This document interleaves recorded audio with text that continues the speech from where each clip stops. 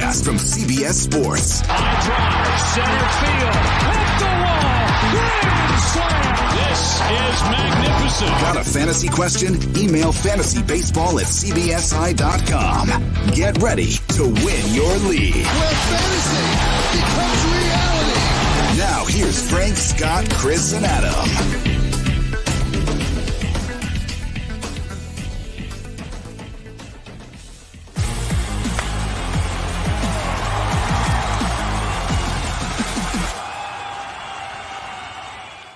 Hey there, and welcome into our bonus mailbag edition of Fantasy Baseball today on Saturday, March 6th. Frank Sample joined, as always, by Scott White and Chris Towers. Just want to give a big thank you to everybody who left a 5-star Apple Podcast rating and review, and everybody else who sent in an email, fantasybaseball@cbsi.com. We are getting lots of questions right now, so if we don't answer your question on this mailbag, I will try my best to get to each individual email as well. Scott is running on just 2 hours of sleep. Chris is banged up. So let's jump right in because we have lots of questions to get to. Before we get to the questions, a few people in our Facebook group have asked us to run through the different league formats. So between head-to-head points and roto and head-to-head categories, and just explain what they are, the scoring system, which rankings to use. So before we get to the questions, we'll actually just start off with this. And head-to-head points, which is, I would say, one of the most popular formats on CBSSports.com. It's a lot like fantasy football. So if you're looking to just get into fantasy baseball, I would say that this is the format for you. It's your players accrue fantasy points throughout the week. You're going up against just one opponent. The standard lineup is one catcher, one first baseman, one second baseman, one third baseman, one shortstop, 3 outfielders, a utility bat, which can be any position, 5 starting pitchers, two relief pitchers, which can be either closers or sparks, which are starting pitchers that you can use as relief pitchers. The scoring system on CBS Sports might be different from other places, but this is what I've always played with, and I really enjoy it. So I recommend other people should play with it as well. A single is worth 1 point. A double is worth 2 points. A triple is worth 3 points. A walk is worth 1. Caught stealing, -1. Stolen bases are worth 2 points. A hit by pitch is worth 1 point. A home run is 4 points. An RBI and a run scored is each worth 1 point. A strikeout for a batter is worth -0.5 point. So every time someone hits a home run, you get 6 points, 4 from the home run, 1 from the RBI, 1 from the run scored. I've been talking for 3 minutes without letting anyone else talk. So now, Scott, you are allowed to talk. What goes into your rankings on the site when it comes to head-to-head points leagues? What goes into my rank? Okay, so my rankings, they're not hugely different between the two. The differences are usually found in like peripheral stats for hitters. So their plate discipline, their strikeouts and walks. If they excel in that, they're going to move up into points leagues. If they're not so good at that, they're going to move down in a points league. So, you know, somebody like Carlos Santana, he's always a points league standout relative to his roto value because he walks a lot. He doesn't strike out much. He doesn't hit for much average, but you don't care about batting average. So that doesn't matter in a points league. It obviously matters in roto. You like that he gets on base. So Santana would move up in that format. Somebody like Starling Marte would move down. Adalberto Mondesi would move down. These are guys who don't walk much at all. And their roto value gets inflated by steals, which are still valuable in a points league, but they're not essential in a points league. And you know, the scarcity really drives up the value of those guys in a roto league, a standard 5x5 league. So those are where the biggest differences come in on the hitting end. On the pitching end, ratios are more valuable in roto, low ERA, low whip. You don't actually get any direct points for ERA and whip. Of course, you lose points for runs allowed. You lose points for hits and walks allowed. But getting points for innings is more valuable than losing points for those. So, you know, a guy like Dallas Keuchel, who tends to have a high whip, doesn't get many strikeouts. Strikeouts are only worth 0.5 point in a points league. But he pitches a lot of innings. He keeps the ERA low enough that he's in line for wins. So he tends to have more points value than roto value on the lower end. Somebody like Brad Keller. You know, he's not going to have a great ERA and whip, but he tends to pitch deep into games. So he has more value in points league than he does in Roto. And then the pitchers who might have more value in Roto, I have a harder time coming up with those, but it stands to reason somebody like Tyler Glasnow would, somebody like Blake Snell, where you're worried about the workload, but you expect them to have low ERA and WHIP. Yeah, and I think it depends. I think it depends if you're talking about a Roto or a categories league. We often talk about those interchangeably, but the ability to throw 200 innings in a Roto league might have more value than in a points league, or someone who is going to make 32 starts. I guess it has value in both. I don't know. I just realized I didn't go over the scoring format for a head-to-head points league. Sorry, So I'm not feeling super great. My train of thought is still boring at the station, maybe. I mean, it's all good, Chris. If you need to take any breaks at any point, no worries there. Believe me, I know. But for the scoring system for pitchers, Scott, you mentioned you get a point per out, so it's 3 points per inning pitched. You lose a point for each of a walk allowed, an earned run allowed, a hit allowed, or a hit batsman. These are for starting pitchers. You get half a point for a strikeout. You lose 5 points for a loss. You gain 3 points for a quality start, 7 points for a save, and 7 points for a win. So again, might be different in your head-to-head points league. This is the standard CBS scoring system. One distinction, because I mean, you obviously still want good pitchers in a points league, and typically points leagues are thought of as being more valuable for pitchers. But I would say there's a lower threshold to meet for a useful pitcher in a points league, because a guy who accumulates innings, even if he's not stellar, like a Brad Keller, is still valuable in that format, while he wouldn't be valuable in the other. A pitcher who goes 6 innings with 1 strikeout per inning, a 1.5 WHIP, and a 4.5 ERA. I don't think we would think that's particularly good, but that is about 1.5 per inning without including, if they get a win. So, so whereas in a Roto league, that person's hurting your ratios. So just kind of all pitchers end up moving up in a points league relative to the Roto rankings. You really see more differences in like the top 300s, the overall rankings, at least if you're looking at my rankings, you see more differences there than if you go position by position.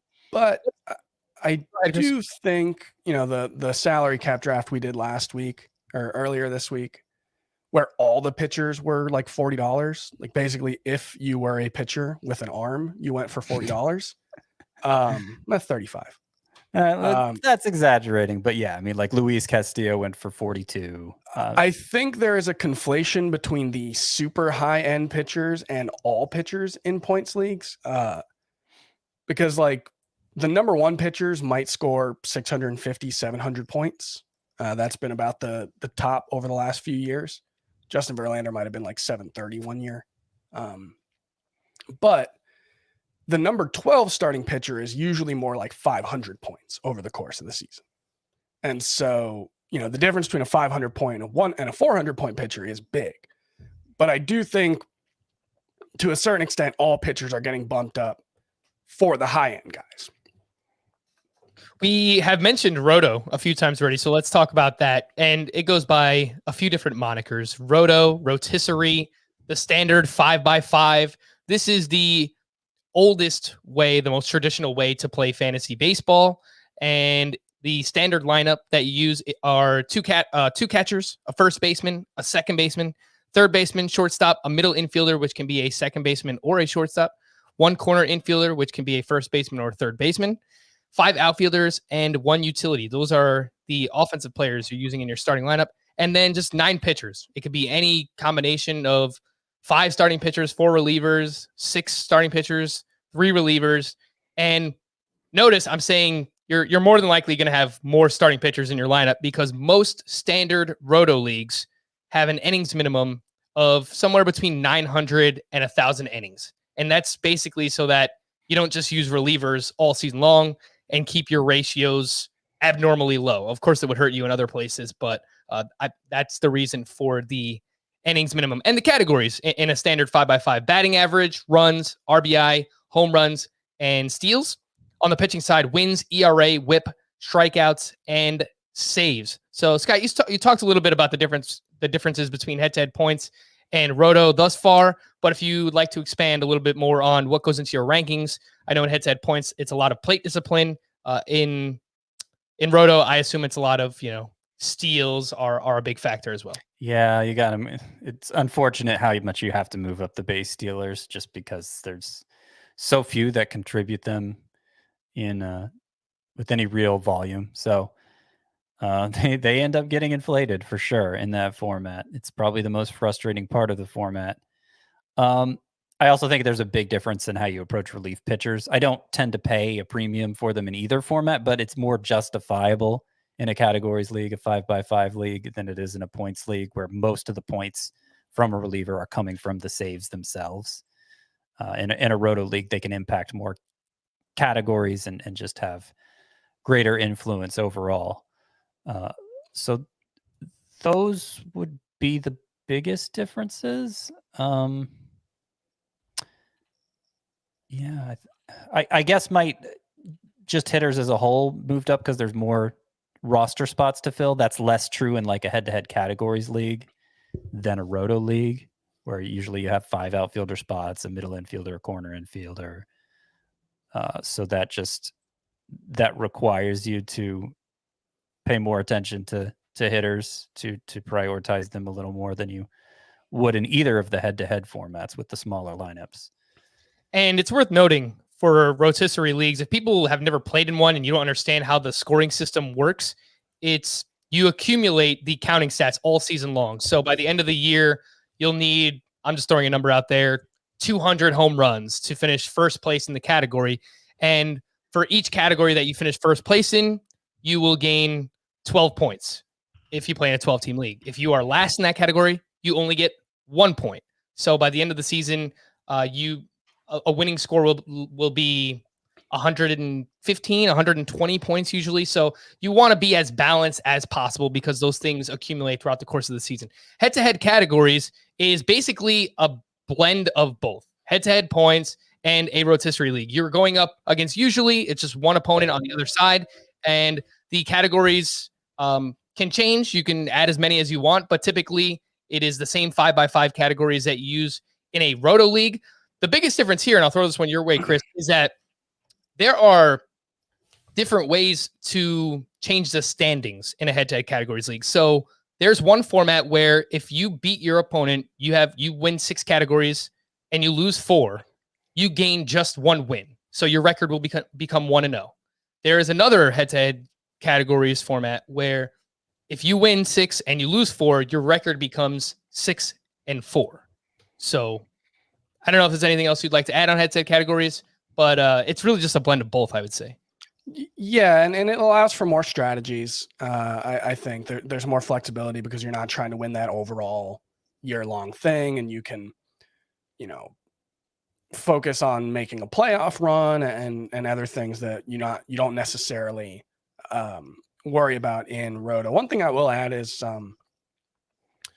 don't play in a league that gives you 6 wins if you win 6 categories.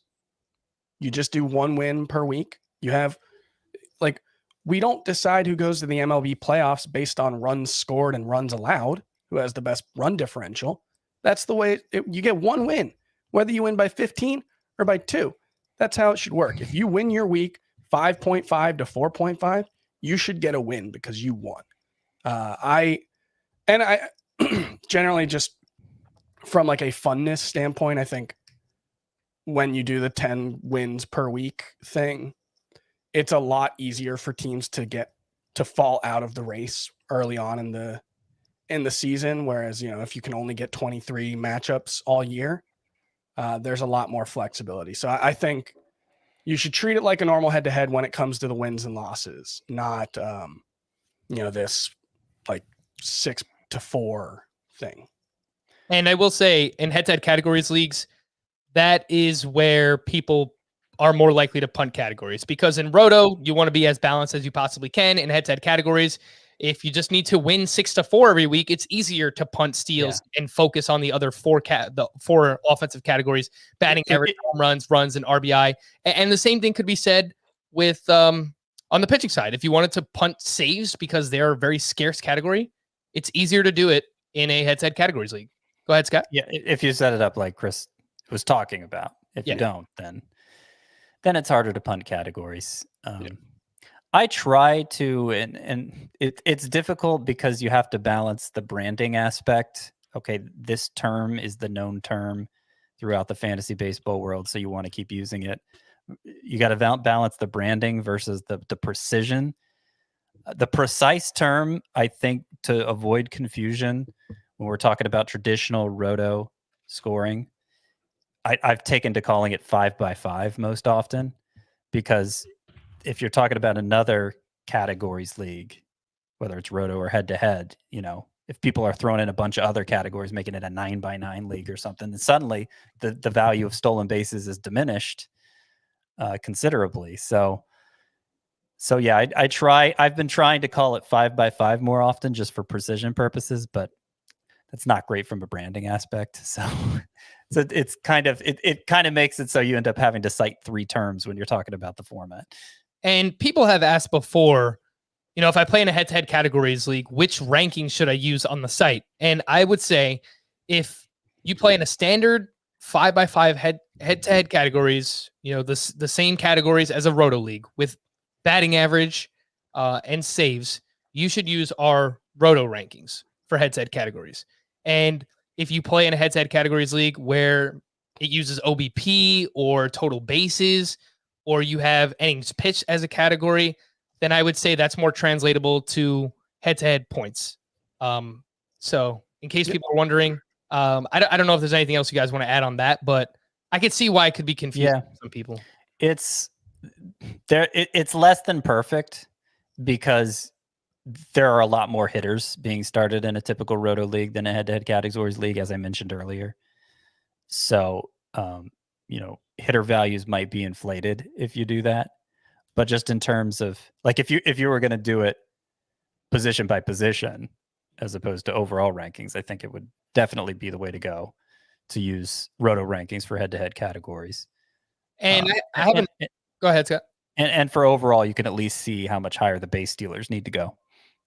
And just the lineup, the standard lineup for head-to-head categories league, which is a very popular format on Yahoo. So people who play on Yahoo, you probably know this by now. But for pitchers, it is 2 starting pitchers, 2 relief pitchers, and just 4 pitchers, which can either be relievers or starting pitchers as well. And that's where you get into the strategy aspect, using the Marmol strategy and maybe not using any starting pitchers and using only relievers.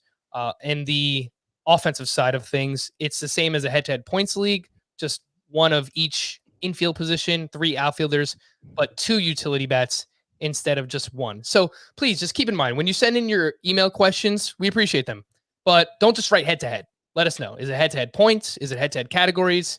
Is it roto? Because there are differences between all 3. So hopefully that helps everyone out there. Let's jump into the questions because we have a ton of these. We'll start off with your Apple Podcast review questions. This first one's from the Ginger King 1031. 12-team roto keeper league with quality starts and K per 9 instead of wins and strikeouts. Keep 2. Clayton Kershaw in round 1, Max Scherzer in round 8, Steven Strasburg in round 11, Zach Plesac in round 24, and Tristan McKenzie in round 24. We will go to you, Chris. What do you think? 2 of them. Scherzer and Plesac. I think those are your 2 best values. Scott? I was kind of thinking Scherzer and Strasburg. I'm surprised Chris went the Plesac route. You can't take on 2 injury risks like that. Well, Plesac's his own risk, right? Right. But Strasburg is not just an injury risk. He's a performance risk just because we don't really know. Like, we don't really have. This is the toughest thing with him is there's not really a track record of guys coming back from carpal tunnels. I was able to find Jared Eichhoff came back, and he was never particularly great, and he was worse afterwards. But I don't know if that was correlation. Right. So I view Strasburg as someone I'm okay drafting. I think there's value there, but if I'm taking Scherzer with round 8, I'd rather go with someone who has less injury, less volatility. Well, if you're doing that with Plesac, then I guess I have to too. So Scherzer and Plesac. Alrighty, this one's from OC Dog. Dear Brian, Freddie, and Bobby.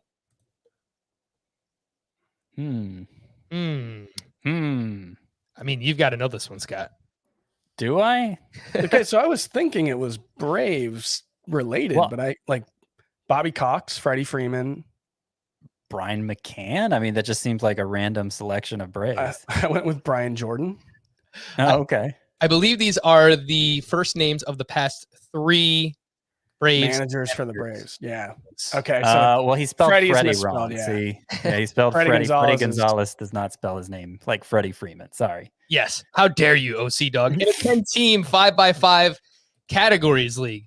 So, for example, this is what I'm talking about, because we don't know now if you're talking about 5x5 roto or 5x5 a head-to-head categories league. So keep those distinctions alive. I am keeping Ronald Acuna, Jacob deGrom, and Aaron Nola, costing me rounds 1 through 3. Looking to trade Cody Bellinger and Francisco Lindor for extra picks. What is fair compensation? Well, if you can't keep them, then anything. Yeah, But right? you should be Wow. looking for third rounders.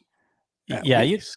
I think there's and maybe this is a dumb way of thinking of it, but I have a hard time not thinking of it. I think there's value to having good players go back into the draft pool, because you never know how the ripple effect that's going to have in terms of landing you a better player. You know, if Lindor's there for somebody to draft instead of somebody worse than Lindor, then that's going to push another good player down to you. So I'm not saying that means you have to accept a 3rd round pick for them, but like, I wouldn't just accept anything for them. I wouldn't just accept like a 15th round pick, Yeah. you know? Yeah, that's fair. And even a 3rd round pick is probably, they'll be 1st round picks in a keeper league. So whoever you give them to is going to have an advantage. This next one's from my man Shine Dog. Dear Barry, Mark, and Tim. Oh, A's pitchers who weren't mentioned in Moneyball. That's right. Mark Mulder, Tim Hudson, and Barry Zito. My custom points league awards 5 per win, 5 points per win, 5 points, 4 points per save, and 3 points per hold, with a hold being only 1 point behind a save. Should this boost up guys like Drew Pomeranz, who seem to be in line for late game work in general, but is it in the form of saves or holds? I guess, in that case, it doesn't matter, because he's should be good regardless. Noted that it's a 10-team league, and each team must start 7 starting pitchers and 3 relief pitchers. Yeah, I think that's a spot on take. It boosts the value of all 3 Rays who are in the mix for saves, because they'll all probably get some saves, and when they're not getting saves, they'll probably be getting holds. So I think and those 3 names, by the way, are Nick Anderson, Diego Castillo, Peter Fairbanks. Any uncertain save situation, suddenly all the save candidates become about as valuable as a closer. But I will say that the primary impact of that, at least in my eyes, is it moves the closers down. It doesn't, for me, in the overall rankings at least, it doesn't move the holds guys up. It doesn't move Zach Britton up. It moves Aroldis Chapman down. Yes. And I would say still, it's easier to do in saves plus holds just because there's more relievers that are going to provide there. But I would try to target relievers on good teams, because they're just more likely to get saves and holds, because they're more likely to win games. So, And I think it makes, these really good starters who we like, who are probably going to pitch in relief, a Dustin Mayer, a Tony Gonsolin, maybe Michael Kopech. There's more out there. TJ Antone, I don't know if you saw, Chris. TJ 5 Antone, sure. Guys who could be starters, and you'll want them on your team if they are starters. But if they're pitching in middle relief, they have a chance to get holds as well. And that could make them at least worth, using as injury replacements in this format.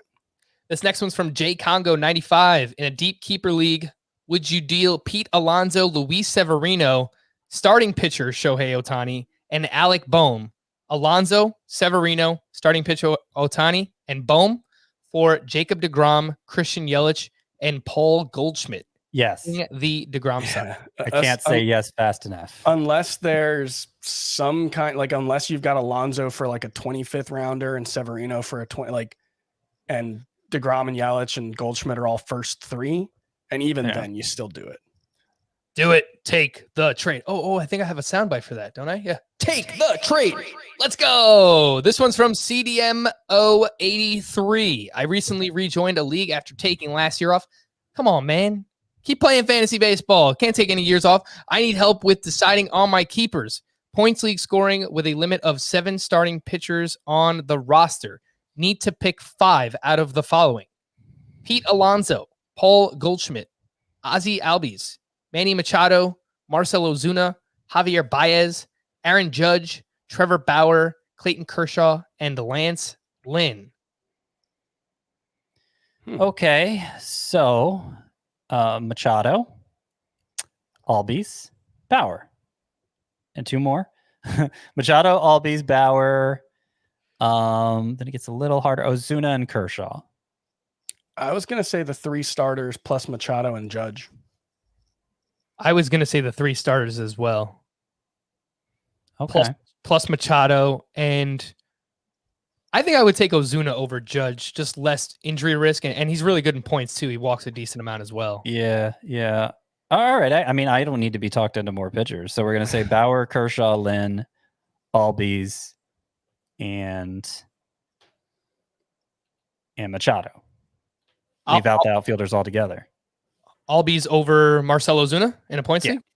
Yeah, I'd rather have either Judge or Ozuna over Albies.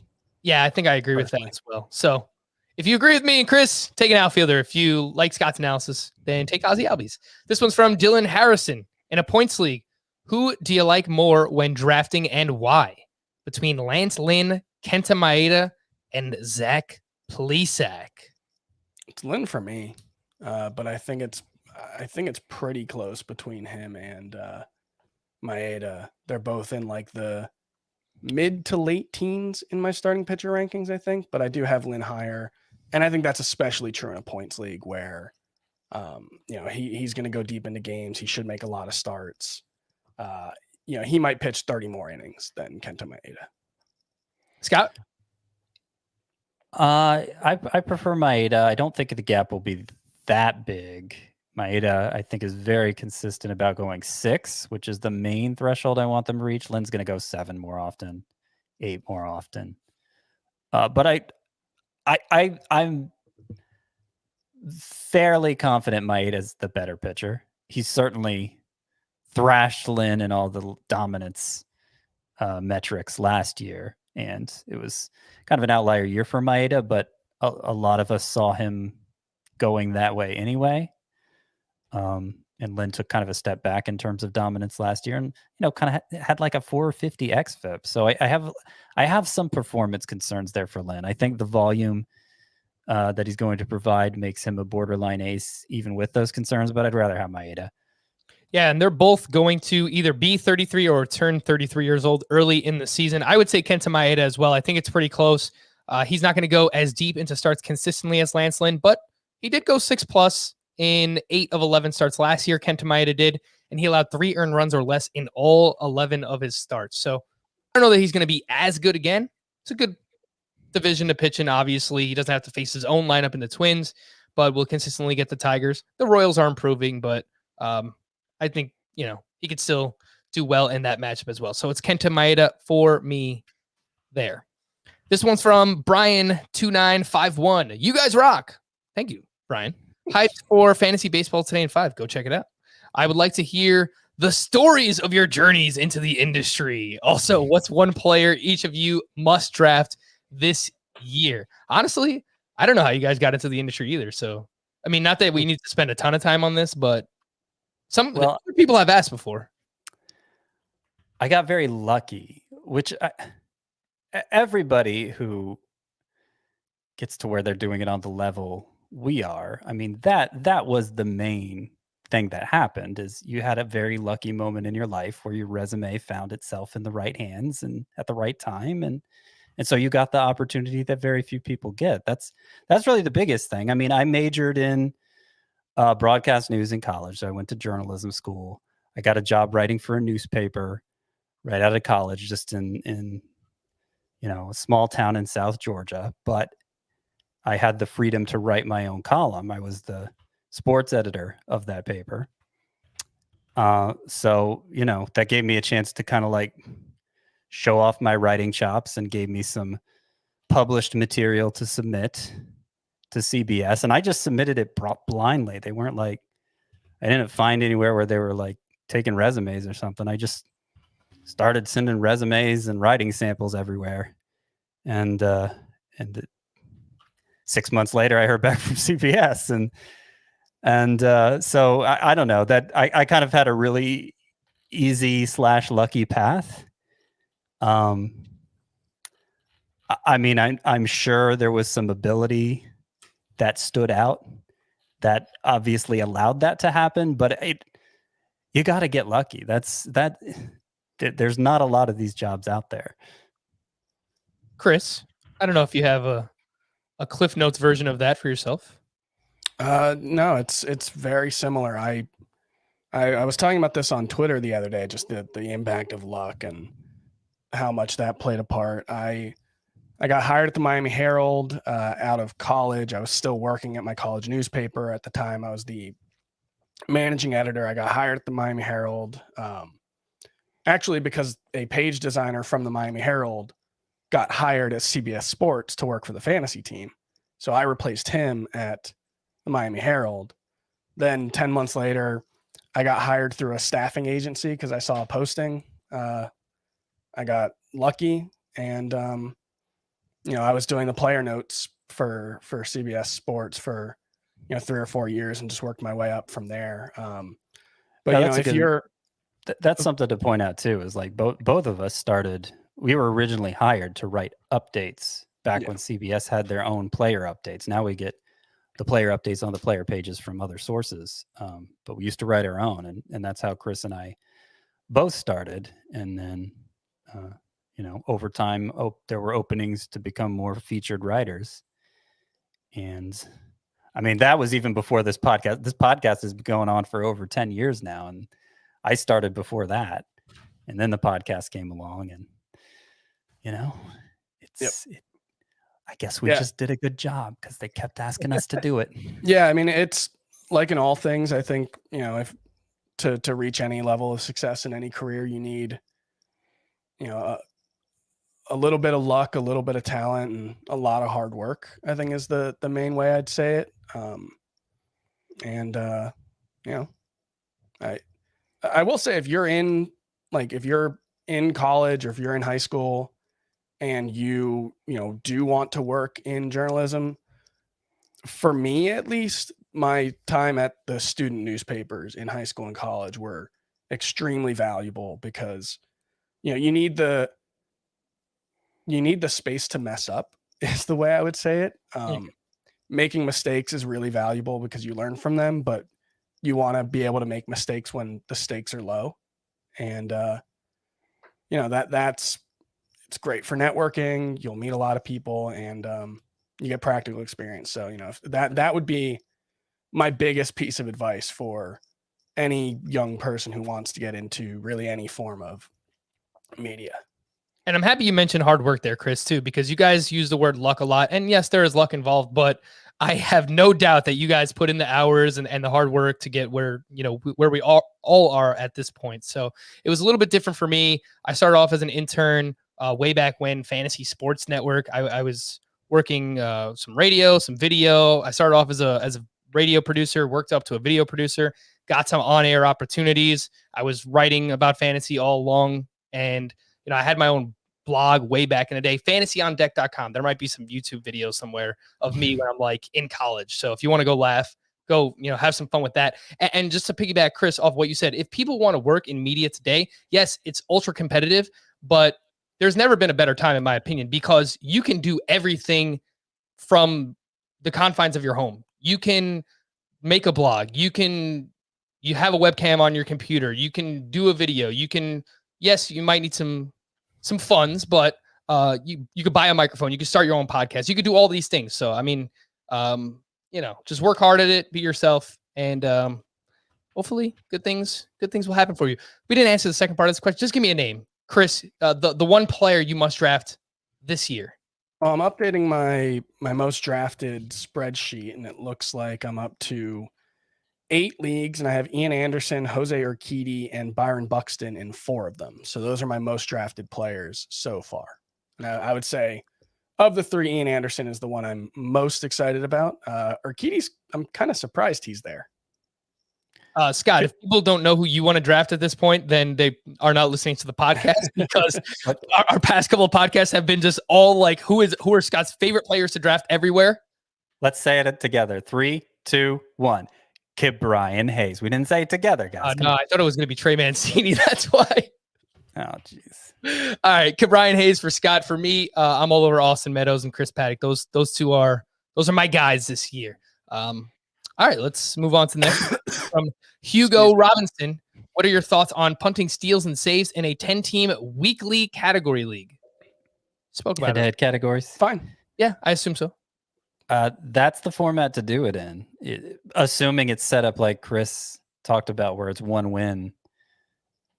If you win the matchup 6-4, you get 1 win for it, as opposed to getting 6 wins for it.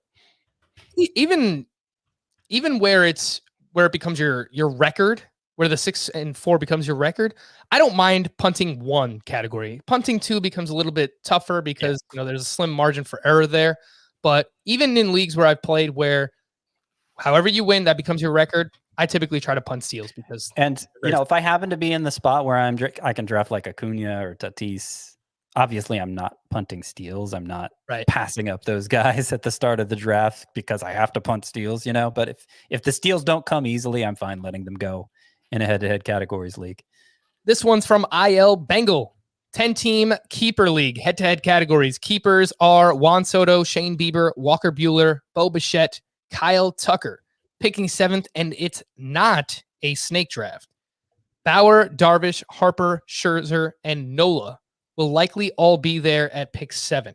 Harper is tempting and probably one of the last guys who can give a 400 OBP and a 500 slug. Those are categories in his league. And but there are also a few pitchers that can give you that elite K per 9. So who would you be targeting at 7?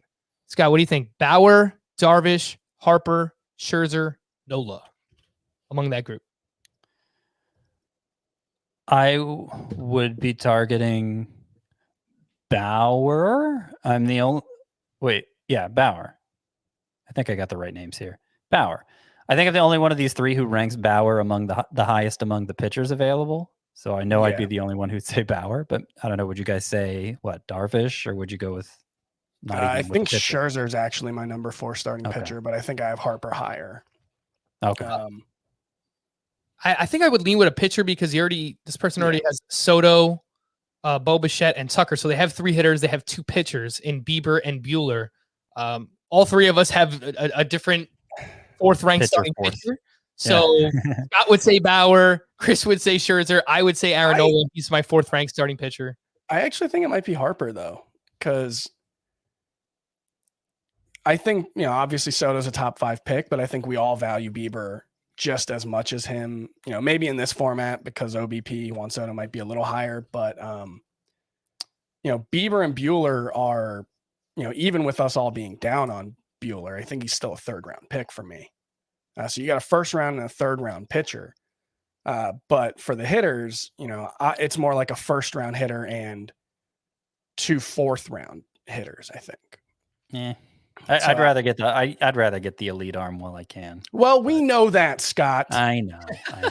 I can see why, especially with OBP and slug, you might be leaning Harper. It's not crazy. I would go with Nola. Scott would go with Trevor Bauer there. Also, he says, I'm a big proponent of grand slams and complete games in a weekly head-to-head format. It's like a bonus category. It rarely determines a win, but there is nothing more exciting than when you get a grand slam on a Sunday to win the week. I mean, if it makes you happy, can't be that bad. I'm fine with it, but I don't know. I think it's kind of silly to have that be the single determining factor. That home run happened to be a grand slam. You're still getting the credit for the RBI and all, so it's going beyond just double counting it because it's its own category. I think it's silly, but I'm not going to tell you how to have fun. This next one's from 74, Jason K 74. I play in a redraft and a salary cap dynasty league, and both are going to be switching to short scoring periods. They are head-to-head points leagues, but instead of a matchup being Monday through Sunday, it will now be Monday through Thursday as one period, and then Friday through Sunday will be a separate scoring period. What are your thoughts or tips on this type of scoring system? So this is actually how I started playing fantasy baseball. On the website sandbox.com. This was their default way of doing it. I enjoyed it, obviously. If you play in a bunch of leagues and you're used to setting them all on Monday, it's going to be tricky reminding yourself to set it that second time per week. That's probably the biggest downside. I would also wonder how many starting pitcher spots are being filled, because if it's like a traditional 5, then there's going to be a lot of just chasing whoever happens to be making starts for that 3-day period, whether they're good or not. Mm-hmm. And that's not a good experience. I'd probably want it to be 3 starting pitcher spots instead of 5. Yeah, I was thinking 4. So either way, it probably shouldn't be 5. I think we can agree with that. So, and you won't have 2 start weeks, obviously, but you want to make sure that you can at least get some quality starting pitchers there in your lineup if you're playing in a format like that. Let's try to move a little bit quicker. We still have a lot of questions here. Some rapid fire from B. Gobert. Gobert? I don't know. I just assume it's Gobert because of Rudy Gobert. B. Gobert 24. Is Michael Kopech worth keeping at $1 out of $260 at the loss of an 11th round pick in a 10-team roto? I can keep him for the next 3 years. Is it worth it? What do you think, Chris? Michael Kopech, $1, 11th round pick, 10-team roto. I'm confused. Why are you losing a pick and $1? How's he $1 and a pick? I don't know. I don't, We like didn't 11th have round to pick, answer this question, Frank. 11th round pick. I don't know what that like. If All right, so it's like He's worth $1. He's not worth an 11th round pick. I would agree with that. Do you agree, Chris? yes. Okay, cool. This one's from Jason Langley. In a points league with the first overall pick, would you take Garrett Cole, Jacob deGrom, or Shane Bieber? I'm pretty sure we all 3 have a different answer to this one. I'll break the tie. I know Chris is going to say deGrom, I think, right, Chris? Yes. Scott's going to say Bieber, right? Right, Scott? Yep, he goes deeper. I have Garrett Cole ranked first overall, but if I was leaning between either of those 2, I would go closer towards Jacob deGrom. So the answer is deGrom in a points. I'm the weird one. I know. I don't see too many people ranking Bieber 1 like I do. There's not really any like wrong answer there, I don't think, except like one of them will almost certainly bust just because actually that's not true. First round pitchers very rarely do. This next one's from Mac 5115. Rank these 4 to keep with Shane Bieber: Luis Castillo, Max Scherzer, Jack Flaherty, Clayton Kershaw. Rank those. I wanted to say you just did, but that's not true. I would go Scherzer, Castillo. No, actually, I have Kershaw ahead of Castillo. What do you know? Okay, Scherzer, Kershaw, Castillo, Flaherty. Chris? Scott has the correct answer. And for me, it is Luis Castillo, Jack Flaherty, Clayton Kershaw, Max Scherzer. So way different, but listen to these guys. This next one's one of them will almost certainly bust, Frank. Yes, maybe even 2. This next one's from John Thundergun. 11-team 6x5 roto. OPS is the additional category. Every team can keep up to 4 players at the cost of the round before they were drafted the last year, with players able to be kept for 4 years total. I am keeping Kyle Tucker for a 13th, Lucas Giolito for a 14th, and Keston Hiura for a 15th. I can't decide between Eloy in the 8th round, it's his 2nd year being kept, or Corbin Burns in the 16th. It's his 1st year being kept. Chris's analysis of Eloy has got me a little more hesitant when it comes to the fantasy upside. So what do you think? For me? Anybody who wants to answer. Go ahead, Chris. Go ahead. Okay, you were counting on me to answer, huh? Okay, so keep one of these guys. I would keep... I like Eloy Jimenez, and I would go Corbin Burns. Yeah, I just think the fact you only have 1 pitcher already, who knows how many others are being kept for the other teams, and I'd hate for you to have Giolito as your number 1, and then somebody really uninspiring as your number 2. It's good value for Jimenez, but I think I'd lean Burns 8 rounds later. Yep. Burns for sure. Burns, baby Burns. From Utah, get me 2. 16-team, 16-category keeper league. We keep 8, and I need help with my last 2 keepers from the following. Alec Boehm, Josh Bell, Teoscar Hernandez, Eric Hosmer. Choose 2. Since we have no idea what the categories are, we'll just answer it like a normal roto league, or I guess a points league. It's probably more similar to points. I would guess I have Bell and Hosmer ranked high, or no, Bell and Teoscar probably in points. But I don't like recommending Teoscar ever because he's my number 1 bust pick for this year. But I think Teoscar Hernandez and Josh Bell. Yeah, Boehm's close to Bell for me, but I'd go Bell. This next one's from C Rope. 12-team head-to-head categories salary cap league. We use saves plus holds as a counting stat instead of saves to go along with wins, strikeouts, ERA, and WHIP. Who are some relievers that I can get who are great for holds and also help with other categories? Well, we spoke about this quite a bit in our relief pitcher preview, but do you guys have any on the top of your head? Tanner Rainey. Jordan Romano. all 3 of the Rays guys. Agreed. Aaron. Yep. Aaron Bummer. Yeah. There's a lot of high. The guys who just missed. I mean, really, the Rangers is pretty good. Jonathan Hernandez, correct? Yeah. Just the thing about this is like, it's very simple in a saves and holds. Just draft whoever you think the best relievers are. Right. Yeah. Like Zach Britton and Chad Green will probably get a lot of holds for the Yankees. They might get, Britton. I think if something happens to Chapman, we've seen he would be the guy. So he's not going to give you a ton of strikeouts, but everything else should be pretty good. But yeah, it's just you more or less rank pitchers by who you think the best relievers are. And then you give closers a slight bump because saves are more plentiful, or holds are more plentiful than saves. But the leaders in holds, they're more concentrated in the closers in saves. It's more like 25 to 30 for the leaders in holds versus, in saves, they're a little more rare, but we could still get a few with 40 plus, a few with 35 plus. So keep that in mind as well. This one's from Zach in South Florida in a 10-team 5x5 OBP league where everyone keeps 6 players. I'm keeping Garrett Cole, Bryce Harper, Rafael Devers, and Marcelo Zuna. I need 2 from Jose Altuve, Javier Baez, Luke Voit, JT Realmuto, and Jared Kelenic. 2 of those. I would keep Voit is first for me.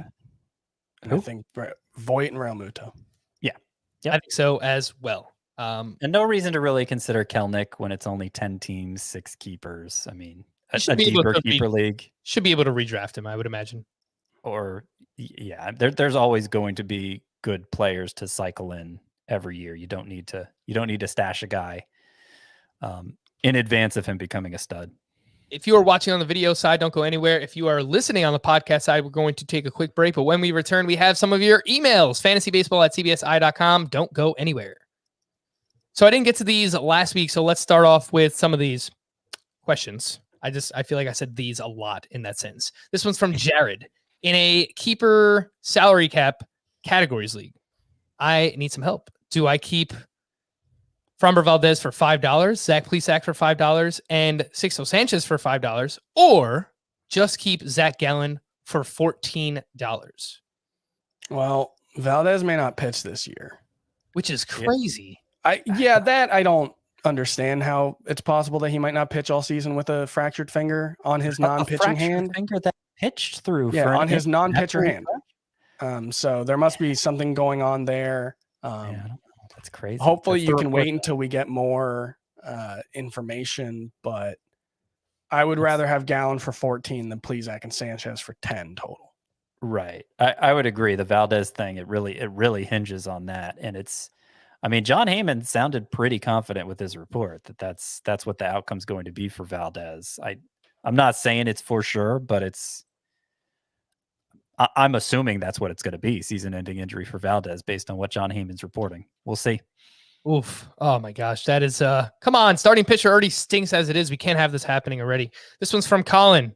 I play in a 12-team 7x7 categories league with losses and K to walk ratio as the extra 2 for pitching and strikeouts and OBP as the extra 2 for hitting. I have 4 players to keep with no draft picks or anything attached. I have 5 guys I'm considering in Bo Bichette, Alex Bregman, Aaron Nola, Corey Seager, and Zach Gallen. So you need 4 of those. Bichette, Bregman, Nola, Seager, Gallen. Sorry, Bichette is the guy I'm leaving out. Really? He is the lowest ranked among them. He's not going to be he'll probably be a pretty good OBP guy because he'll probably have a good batting average, but he's like a 6% walk rate guy so far in the majors. So he's probably going to have to hit 290 or better to really be a plus OBP guy.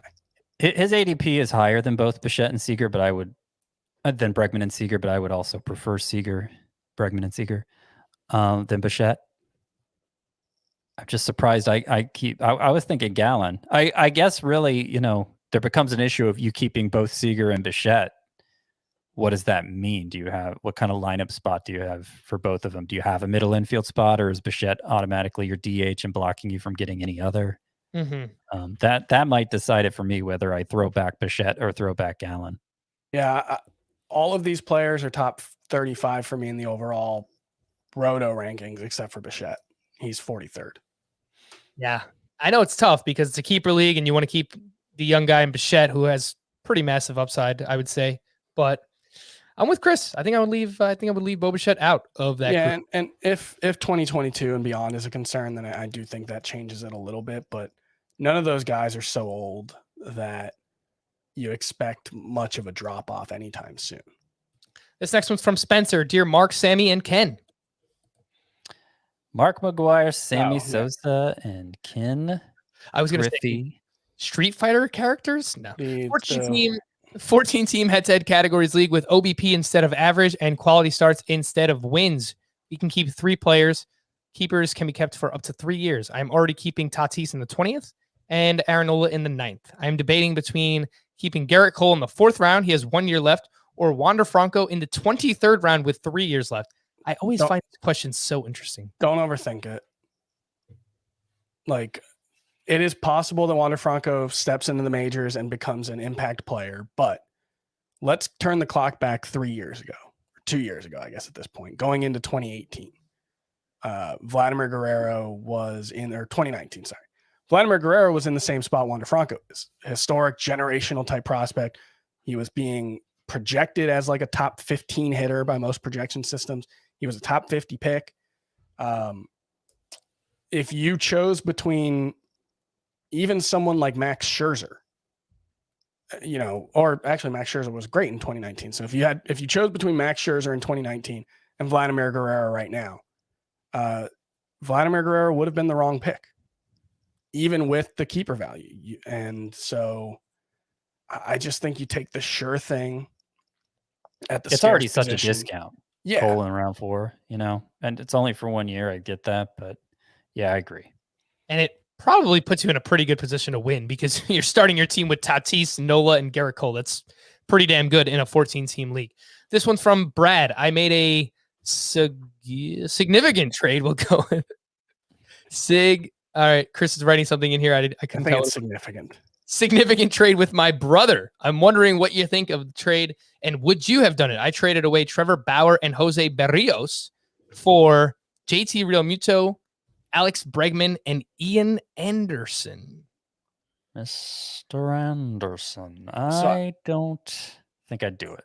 No, I have Anderson ahead of Berrios, but that's pretty close. So it's Realmuto and Bregman versus Bauer. I think it's fair, but I don't necessarily love it.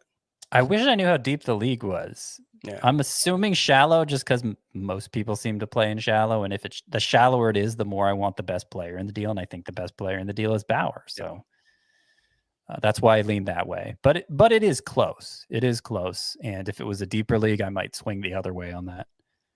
This is the last question that we'll take, but we've received a few questions regarding this about rankings versus ADP. And this one's from Jason. Trying to do draft prep and have been listening to the position previews, and I am having a hard time with it. During your ADP reviews, you guys typically refer to Fantasy Pros or NFBC ADP, which is great, but those numbers don't really line up with the players that I see in the CBS draft rooms. For example, you often talk about getting one of the 3 utility players, JD Martinez, Yordan Alvarez, Nelson Cruz, in the mid-80s ADP in the 7th round. However, when you open up the CBS draft room, they are ranked under projections as 67, 68, and 73. I have noticed this with many other players as well, Jose Altuve, Carlos Correa, where there are significant differences between Fantasy Pros ADP and CBS projections rankings in the draft room. Considering that non-industry fantasy players aren't looking at Fantasy Pros or listening to the podcast, well, they should be, and mostly just going by the draft room projections, how should I strategize draft prep when the information I have been listening to doesn't line up with the actual draft room? Well, if you think we're good at what we're doing and you trust our analysis, then I think you can view the draft room's default rankings as a potential inefficiency. And this is true of every site. The default projections, projections are weighted to a mean. They're weighted to the most likely outcome. And so that's different than, when we're doing rankings and we're baking in the potential for upside or, just that gut feeling that you like a player like I do with Ian Anderson or Scott does with Brian Hayes. That stuff doesn't get captured by projection systems. And projection systems are usually pretty accurate, but if you draft by projections, it to a certain extent, you're kind of drafting for 6th place. That's not to say that if you draft by my rankings, you're drafting for 1st place. But one of the benefits of you being someone who listens to a podcast that presumably you think features smart, very handsome, thoughtful analysts is, you should presumably have some sort of edge.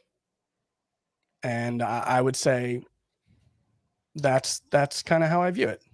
Yeah. First and foremost, when you enter a CBS draft room, hit that little drop down that says projections and click on Scott White's rankings, or click on Chris Powers' rankings, or click on Frank Stanfield's rankings, or click on expert average rankings. Do not use the projections. That's all I will say. Well, and I'll just leave it there. Yes, I agree. But there is a point that he's making here where the layman fantasy drafter who doesn't have his own rankings, who is just kind of going into a draft blind, he's mostly going to draft by the default view, which is the projections. Right. And so that's where Chris brings up the point that it would probably behoove you, once you know what fantasy service provider you're using, to familiarize yourself with the default rankings and find the inefficiencies in there, like Chris said, especially if you know the people you draft with are these guys, you know what kind of drafters they are. If they are studying Fantasy Pros ADP and listening to a bunch of fantasy baseball podcasts, then they're not going to probably pay much attention to the order the players are listed in the draft room. But that does play a big part in how drafts go, even among experts or industry people, as they're more commonly referred to, because sometimes you'll just we're all doing the TGFBI, the Great Fantasy Baseball Invitational. I don't know how you guys are handling that, but it's a mess, Chris. It's a mess. I don't even want to talk about it. I'm so angry. I just go off my tears every draft. I set up a spreadsheet that I'm keeping track of with, I have 2 different lists. One references the other. One's my rankings. One is the players who are left. And, it kind of defaults to my, it removes the players who are removed from my rankings in the draft and tells me who I have up. But if I didn't have that, it would be a lot harder because, my rankings are very different from the projected or the default in any room, especially once you're starting to get into the 170 range like my draft is. And the reason we made the decision a few years back to kind of lean on ADP, Fantasy Pros ADP versus CBS ADP is because our audience isn't just CBS players. I mean, we encourage all of our audience to play on CBS. We think it's the best product, but they're coming to us from all playing leagues on all different kinds of sites. So we want more representative ADP than just what CBS shows. Yeah. And when we bring up Fantasy Pros, they are an aggregate of a bunch of different sources. So it does help to know, where, how people are drafting on all different types of platforms. And it takes all of those things into consideration, and it spits out literally an average draft position amongst all those sources. So I agree with these guys. Study wherever you are going to do your draft. Look at their default rankings and find the inefficiencies in the players that stand out to you either early or later. We should do that for a pod. Oh, we will. Just go through all the different. Yeah. I've got it scheduled, man. All in March. 31 podcasts in 31 days. For Scott and Chris, I am Frank. Thank you all for listening and watching. Chris is freaking out. That's a lot. They're not all us. For example, on tomorrow's podcast, people will hear Danny Vietti and Will Middlebrooks, who are joined by Michael Waka, pitcher for the Tampa Bay Rays. But you can also hear us. I had a panic attack when I first heard him say that too, Chris. It's okay. 31 podcasts in 31 days. Chris, I'm Frank. Thank you all for listening and watching. We will be back on Monday. Bye-bye.